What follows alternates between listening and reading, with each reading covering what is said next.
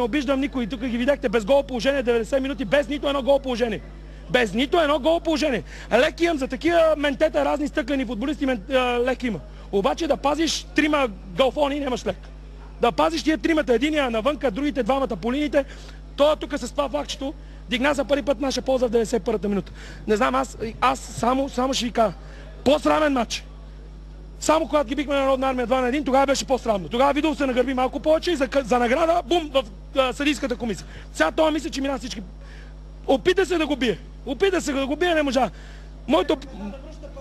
Моето предложение е да се направи наистина не 8 отбора, си направят 3-4 отбора и да си играят помежду си, защото с такива мачове те ги страдат до тук в Дупница да играят. Страх ги припаднали от страх тук умрели, бе. Немат едно положение, не ги ли е срам. Да играем до 3008 година, тия гол няма ни вкарат. Какво да каже? Кажете ми ги какво да каже.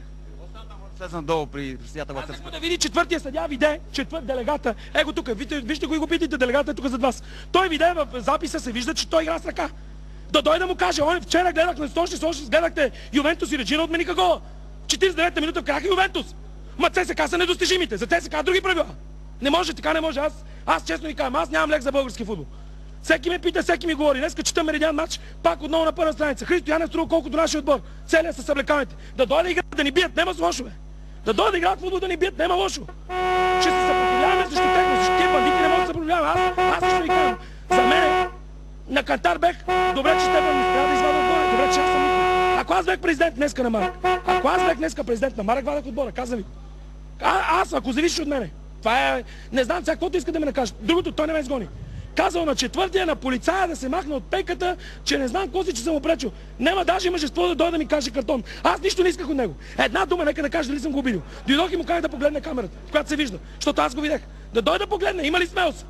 Четвъртия, дигнае така ръчичката и я свали долу. Букирамо, гулев ли е, къв е? Аз затова казах не случайно. Ако ги сложа долу на бесилото, аз ще им ритна столчета, да знаете. Вили, искаше делегата да бъде поставен на детектор на лъжата. Аз ли? Питай го, Лескарлица се карле. Питай го, бе, аз няма да говоря. Питай го, Галин Москалев, Лескарлица се карле. Питай го. Аз няма да говоря. Аз не крия. Аз съм Лескар и не крия. Що да крия? Ме играй срещу Лески, както виждате. 2 години подред не мога ни бият и Лески. Не ме е страх. Абе да има ферплей, бе, да има нещо, бе. За какво говориме? Аз играй на Герена, играй на сам на там. Миналата година бях най-черния. Ще съм им взел Лески и тикта. Това е, така се играе. Да дойдат тук и да ни бият.